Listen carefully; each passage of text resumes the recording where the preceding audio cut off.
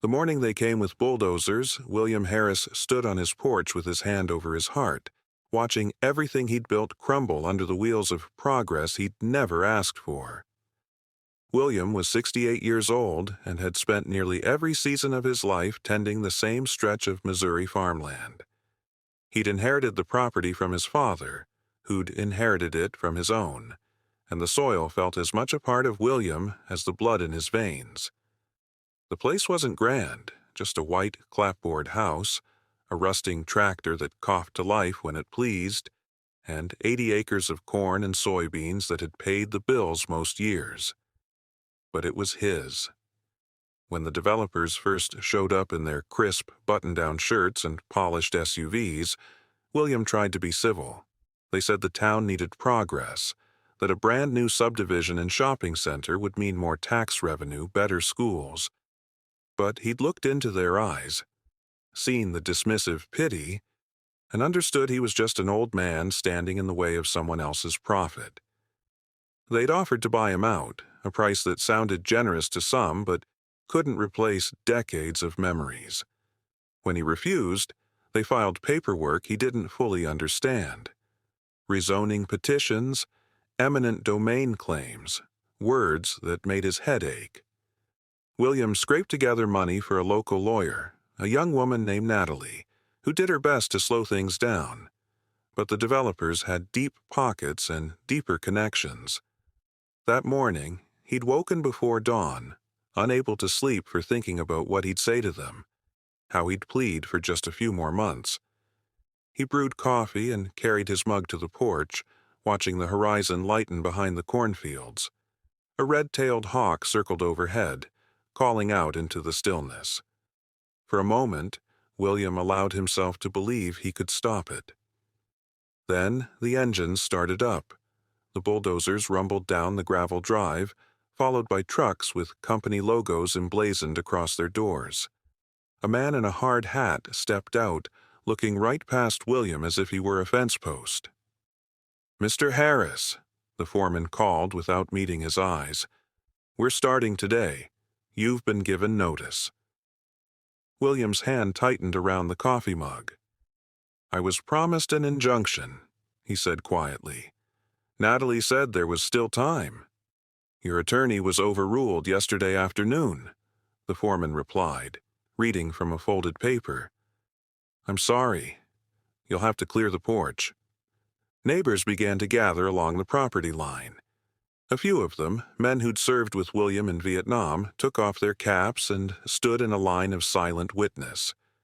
Others whispered and shook their heads. No one quite knew what to do. William set his mug down on the railing and stepped off the porch. His legs felt shaky, but he kept his chin lifted. He wouldn't give them the satisfaction of seeing him fall apart. One of the developers emerged from an SUV, the same young man who'd visited a month ago to hand him an offer he'd declined. His suit was impeccable, and he wore the faint rehearsed smile of someone who believed he'd already won. "Mr. Harris," the man called as he approached, "I know this is hard, but this is really for the best.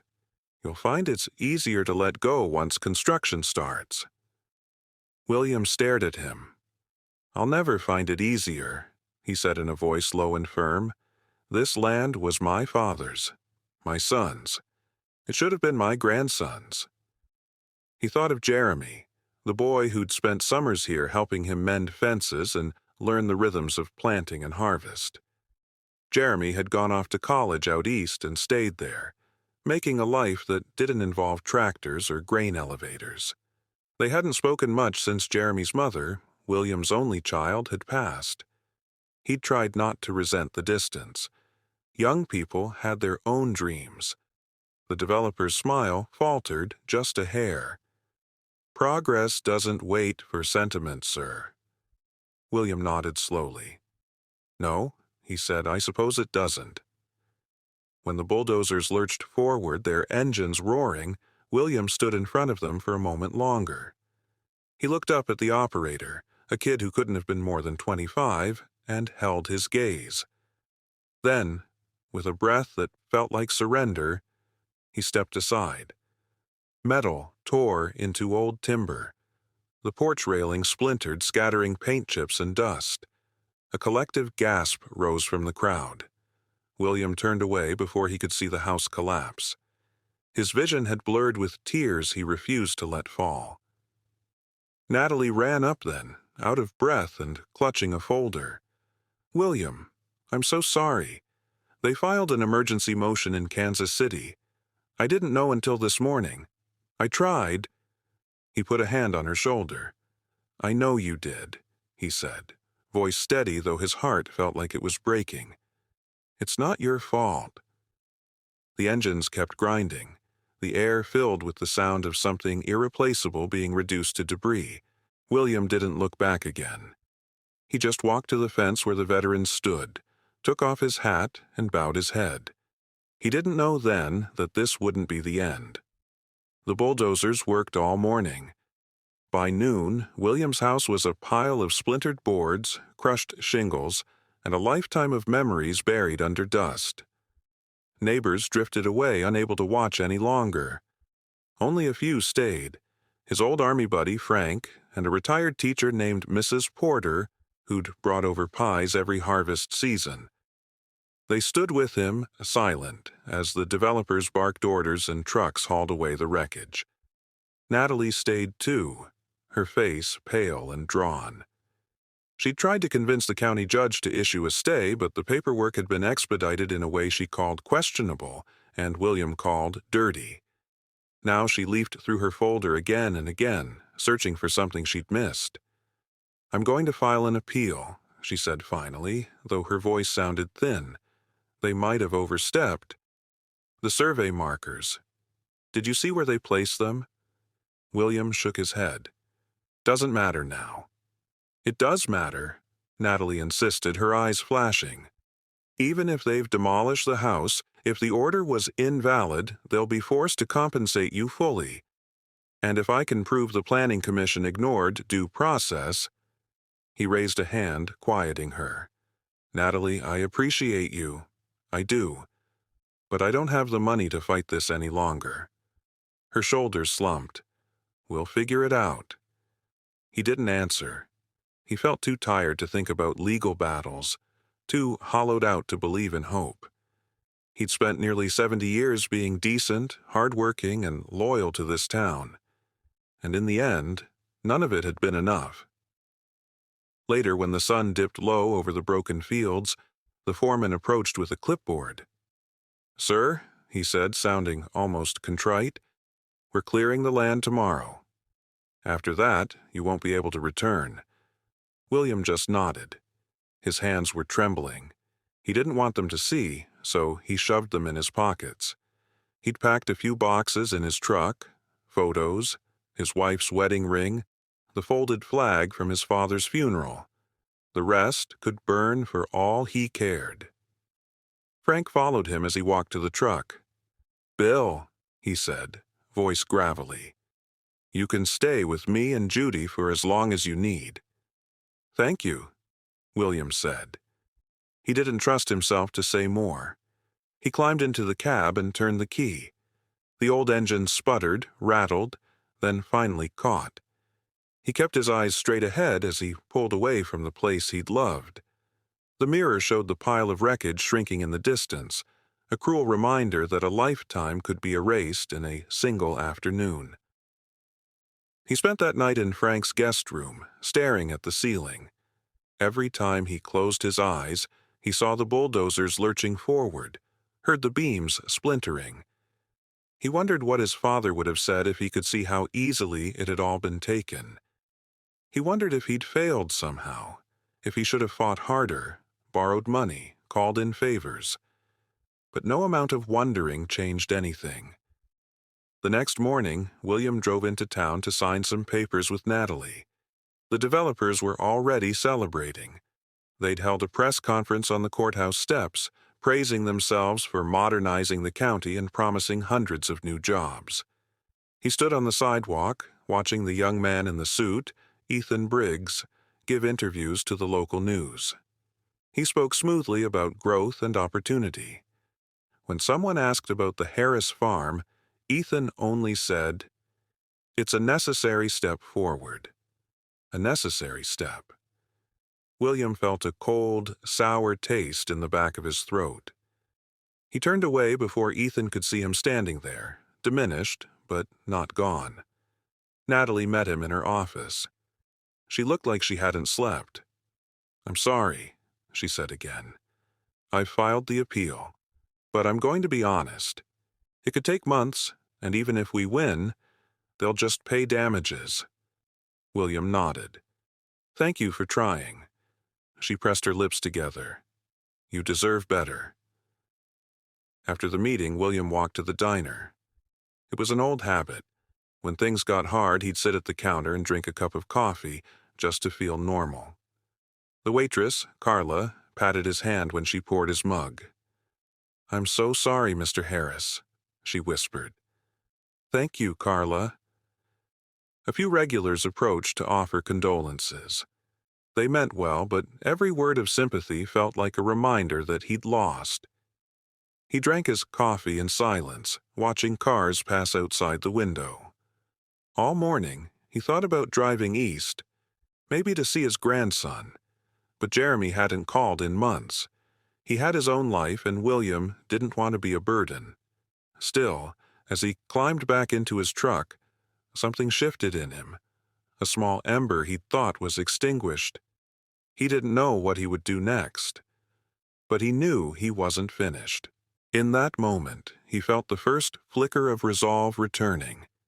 He didn't realize then that help was already on its way. William spent the next few days in a haze of paperwork, phone calls, and quiet grief. Every morning, he woke in Frank and Judy's spare bedroom, disoriented by the floral curtains and the framed photos of grandchildren he didn't recognize. He'd sit on the edge of the bed and wait for the feeling to pass, for the conviction to rise in him again that this was only temporary. But each sunrise brought the same dull ache. His home was gone, and nothing he could do would bring it back. At the VFW hall that Friday, the old veterans gathered as they did every week, more out of habit than need. They shuffled dominoes and told stories they'd all heard 1,000 times. When William walked in, the room fell quiet. He knew they'd seen the news coverage.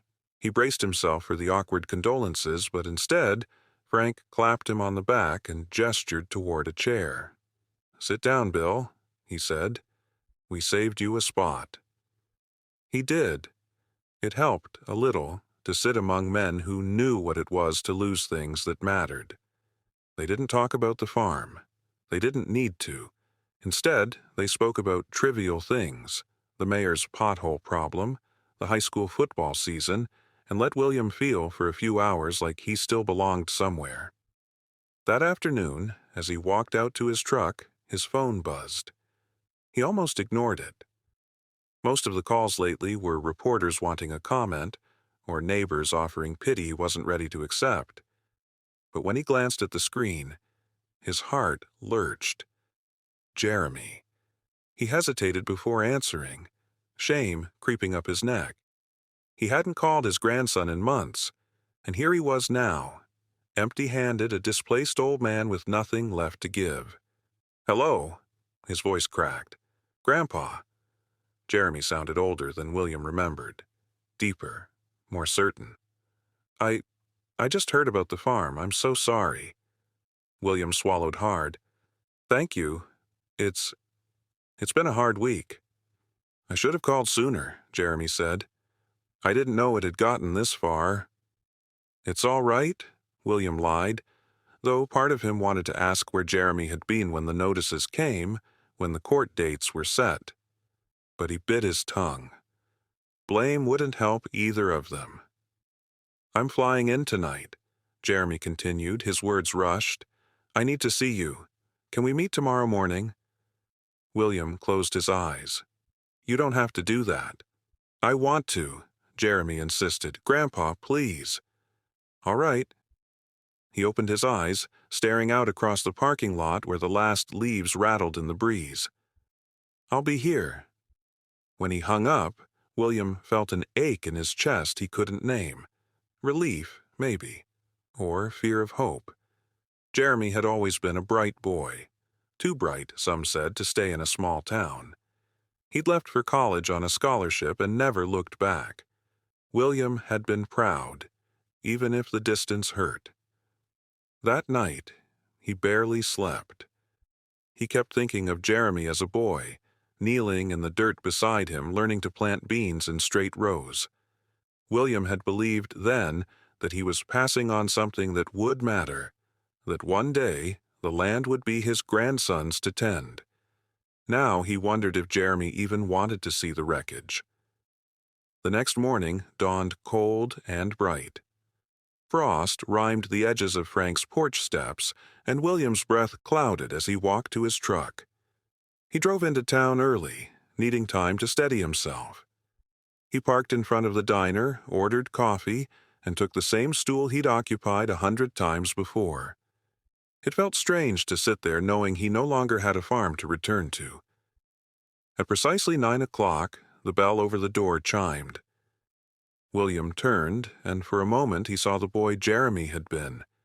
Tousled hair, skinny arms, a grin too big for his face. But the man who crossed the floor was taller, broader in the shoulders, dressed in a pressed shirt and coat. His hair was neatly cut, his expression intent. "Grandpa?" Jeremy said, voice quiet. William stood, and before he could think better of it, they embraced. He felt the old sorrow loosen its hold, just enough to let something gentler through. They sat together. Carla brought fresh coffee, eyes bright with curiosity she didn't voice. Jeremy didn't touch his cup. He leaned forward, elbows on the table. "I've been working in real estate," he began carefully, "with a development firm in Chicago." William's heart sank. He braced himself, certain Jeremy had come to defend the people who'd taken everything. But Jeremy shook his head. "Grandpa, I'm not here for them. I'm here because I think I can help you." William frowned. "How? It's already gone." Jeremy's eyes held his, steady and sure. "Maybe not all of it," he said. "I've been looking into the ownership records, and there's something you need to see." William felt as if the floor had shifted under him.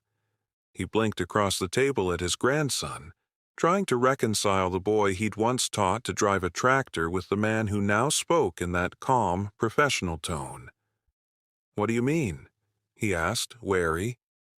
"I've seen the records. The property was deeded to me outright after your mother passed." Jeremy nodded. "That's true.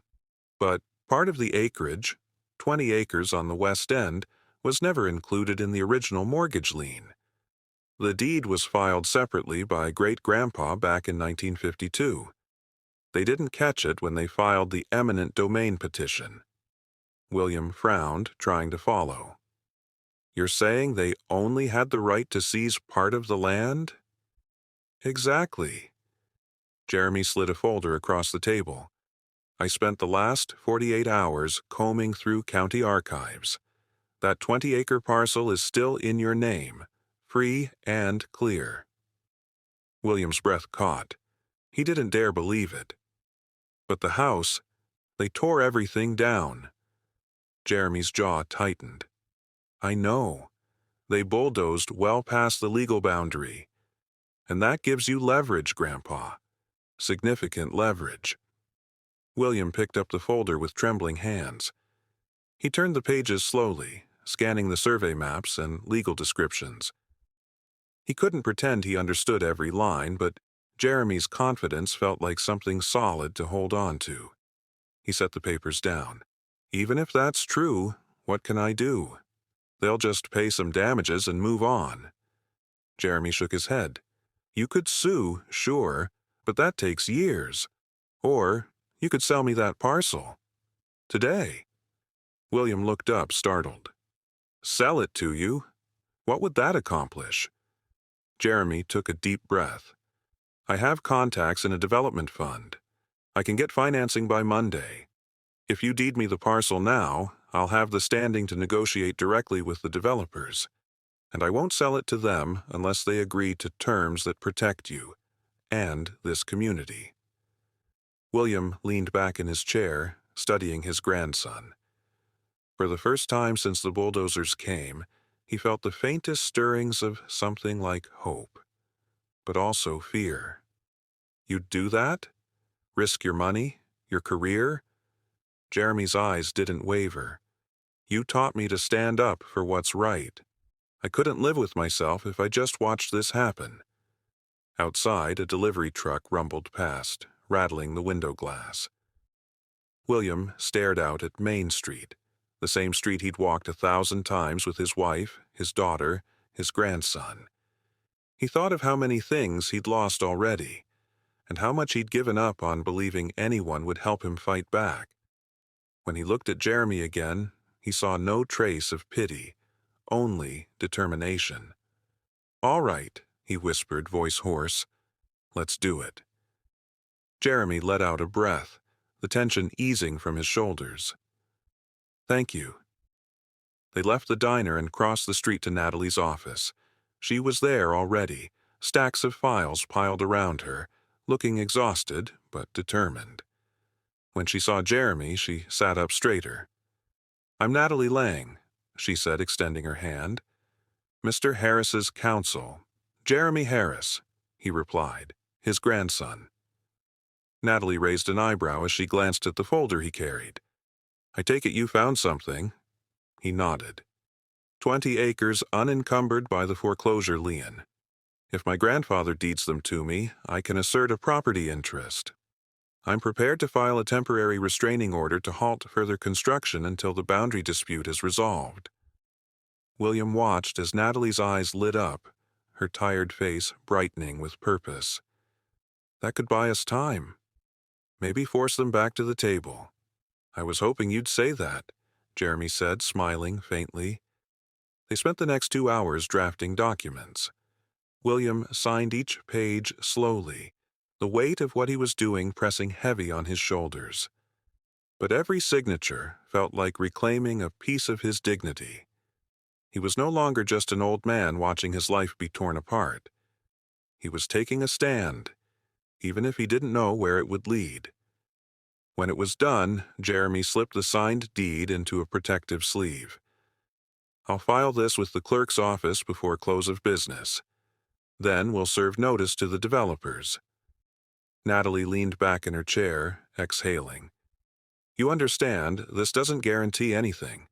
They'll come at you hard." Jeremy nodded. "Let them." William looked from one young face to the other. For the first time in weeks, he felt something steady in his chest, a flicker of strength that hadn't died after all. As he stood, he reached out to clasp Jeremy's shoulder. "Your mama would be proud of you," he said, voice rough.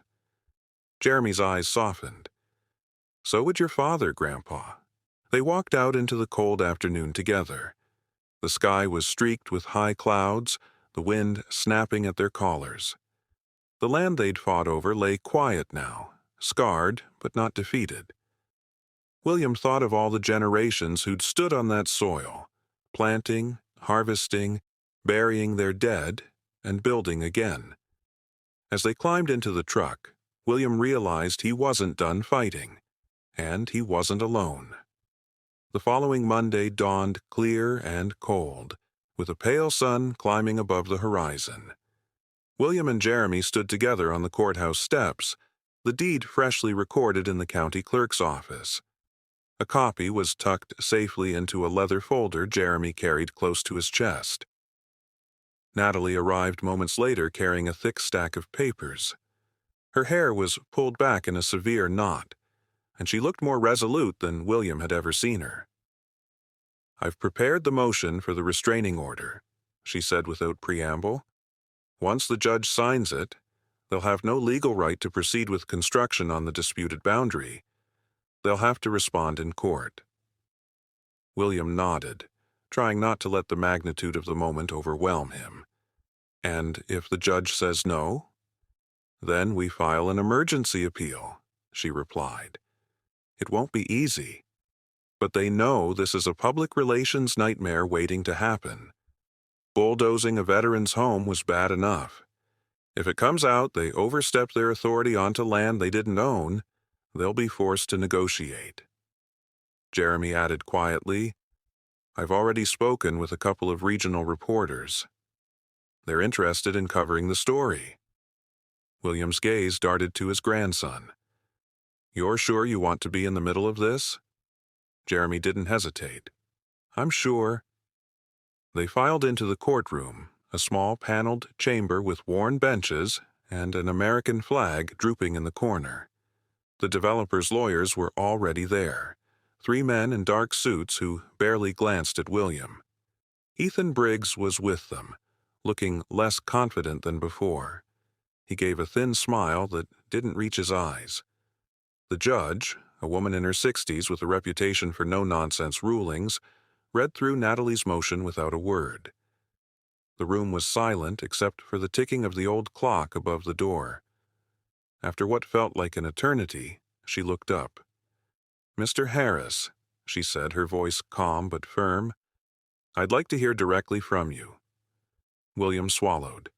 He hadn't expected to speak, but he rose slowly, his knees aching as he stood. Your Honor, he began, voice quiet but steady, I've worked that land since I was a boy. My father built the house they tore down. My daughter grew up there. My grandson spent his summers there. I know it's easy for people to look at me and see just another old man standing in the way of progress. But that land isn't just property. It's our history. He paused, glancing at Jeremy, who gave him a small nod of encouragement. I don't expect you to undo what's already been done, William continued. I know the house is gone, but I'm asking you to give me a chance to defend what's left. The judge studied him for a long moment. Then she turned to the developer's lead attorney. Do you dispute the claim that the western parcel was excluded from the foreclosure lien? The attorney cleared his throat. Your Honor, we acknowledge there may be some irregularities in the chain of title. However, given the scope of the project, we believe, the judge held up a hand. That will suffice. She signed the restraining order with a brisk flourish. Construction on the disputed parcel is hereby suspended, pending a full hearing. You will present your evidence in this courtroom in 30 days. A hush fell over the room. Natalie's shoulders sagged with relief. Jeremy exhaled. William felt his heart thudding so hard he thought it might burst. Ethan Briggs stood, his face tight. Mr. Harris, he said as the judge exited, I'd like to speak privately. William eyed him warily but nodded. They stepped into the hallway. Look, Ethan began, his tone softer than William had ever heard it. No one wants this to drag out for months. My investors are already nervous. If you'd consider selling that parcel, we could offer a significant premium, enough to retire comfortably. William shook his head. It's not about the money. Ethan frowned. With all due respect, everything is about the money. No, William said quietly. It's about respect, about not treating people like obstacles to bulldoze. Ethan's jaw tightened. Then we'll see you in court. William turned away without another word. When he stepped back into the courtroom, Jeremy was waiting. What did he want? To buy me off. And? William looked his grandson straight in the eye. I told him no. Jeremy smiled. Good. They left the courthouse together, the cold air sharp in their lungs. The fight was far from over. But for the first time since the bulldozers arrived, William felt something that almost resembled peace. As they climbed into the truck, he glanced over at Jeremy. I don't know what comes next, he admitted. Jeremy looked out the window at the stretch of land that had once been their pride. Whatever it is, he said, we'll face it together. And for William Harris, that was enough to keep going. The days that followed were a blur of preparation and waiting. William stayed with Frank and Judy, but he spent most of his hours at Natalie's office or driving out to the property line to stand and look across what remained. The land felt different now. stripped bare, haunted by the memory of what had been. But every time he stepped onto the western boundary, he felt something else too. That small, stubborn spark of belonging. Jeremy remained in town, postponing flights and meetings to help Natalie compile everything they'd need for court. He spent hours on the phone with surveyors and title experts. He spoke with the bank that held the construction loan, quietly reminding them that any further trespass could trigger not just a lawsuit, but a scandal none of them were prepared to weather. William marveled at his composure.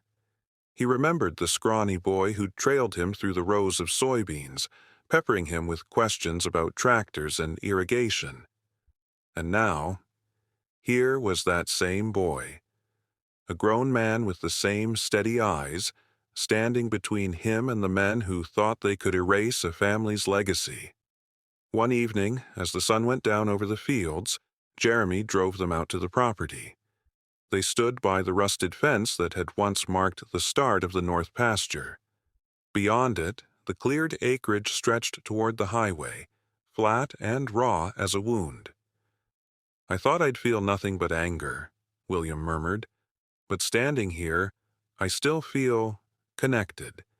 Even if they scrape every inch of it bare, it's still mine in a way they'll never understand." Jeremy didn't answer right away. He put a hand on William's shoulder and squeezed. "I think that's what scares them," he said softly. "They can buy the land, but they can't buy that feeling." They stood there as the sky went purple, neither speaking. William felt something loosen in his chest, a kind of acceptance that didn't feel like giving up. The next morning, Natalie called early. "They've requested mediation," she said without preamble. "Their lead counsel just left me a message. They want to avoid litigation." William sat heavily in Frank's kitchen chair. "What does that mean?" "It means they're worried," she replied. "And it means you have leverage. I think you should agree to meet, but only on your terms." He glanced at Jeremy, who nodded once, calm and certain. "All right," William said. "Set it up." The mediation took place in a rented conference room at the county administration building. William arrived wearing the only suit he owned, a dark wool jacket that had been his Sunday best for 20 years. Jeremy wore a tie. Natalie carried a binder thick enough to stop a bullet. Across the table, Ethan Briggs looked tired. He greeted them politely, but without warmth. "Mr. Harris," he began, folding his hands, "I want to start by saying we regret how this was handled. No one intended to cause you undue hardship." William studied him, unmoved. "You intended to take what you wanted. You succeeded." Ethan's mouth tightened. "Be that as it may, we're prepared to make an offer that reflects the unique circumstances. In exchange for transferring ownership of the western parcel, we're prepared to pay 3 times its appraised value." William didn't glance at Jeremy or Natalie. "And if I refuse?" Ethan hesitated. "Then we proceed to litigation. But I'd remind you, Mr. Harris, that could take years and exhaust everyone's resources." William sat back, feeling the weight of the moment settle on his shoulders. He knew what Ethan was trying to do, press him into a corner with the threat of time and money. Once that might have worked. But not now. Not when he'd already lost nearly everything and survived. He cleared his throat. "I'm willing to negotiate," he said evenly. "But not for money." Ethan blinked. "I'm not sure I follow. If you want that parcel," William continued, voice growing firmer, "you will rebuild my house on a portion of the property. You will restore the barn, the well, and the fencing. You will dedicate a section as a heritage landmark with a plaque recognizing my family's history here." Ethan's eyebrows shot up.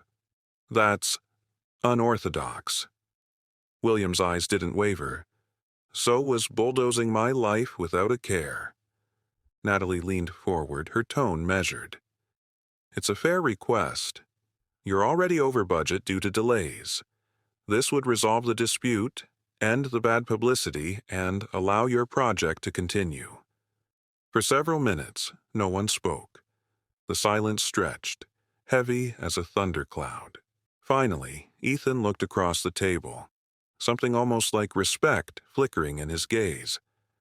"I'll need to confer with my board," he said slowly. "But if you'll permit me to be candid, this is likely your best opportunity to walk away whole." William inclined his head. "Then I'll wait for your answer." They adjourned without ceremony. In the hallway, Natalie turned to him, her eyes shining. "I've never seen anyone hold their ground like that." William allowed himself a small, tired smile. "After you've watched your home come down, you learn there's not much left to fear." Jeremy clapped him gently on the back. "I'm proud of you, Grandpa."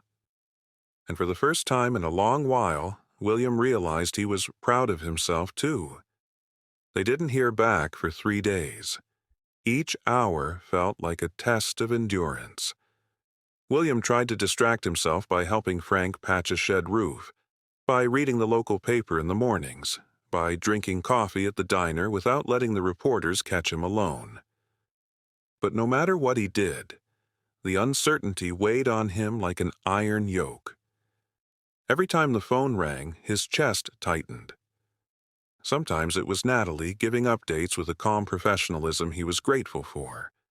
Sometimes it was Jeremy, checking in from his borrowed desk at a regional real estate office where he'd set up camp to work and wait. And sometimes it was no one, just the empty click of a robocall. On the afternoon of the 3rd day, Natalie finally called with news. "They've agreed," she said simply. For a moment, William couldn't speak. He stared out the window over Frank's fields, the old oak trees just starting to bud. "Say that again," he managed. "They've accepted your terms," she repeated, her voice steadier than his would have been. "The house and barn will be reconstructed to original specifications. The fencing replaced, the well restored, and the heritage marker installed. You'll retain a lifetime lease on the property, at no cost, so you can live there as long as you choose." William pressed a hand to his chest. He felt the dull ache he'd been carrying for weeks loosen, replaced by something that felt a little like peace. "They're also issuing a formal apology," Natalie went on, "publicly." Jeremy was standing across the kitchen watching William with cautious hope. "Well?" he asked when William finally lowered the phone. "They're rebuilding," William whispered. "All of it." Jeremy exhaled and closed the distance between them. For a moment, he looked as young as he had the summer he'd spent here learning to mend fences and change tractor oil. They embraced, and William let his eyes close. He'd known he would never get everything back. No restitution could bring back the exact way it felt to open that old front door at dawn or the smell of the porch after rain. But this was something more than he'd dared to expect, a chance to stand again on land that felt like home. That evening, Natalie brought the paperwork to Frank's kitchen. It took nearly an hour to sign everything, thick packets of legal language that laid out the terms in painstaking detail. Jeremy read every page with the same care he'd once brought to studying maps of the fields. When it was done, they sat together in the quiet kitchen.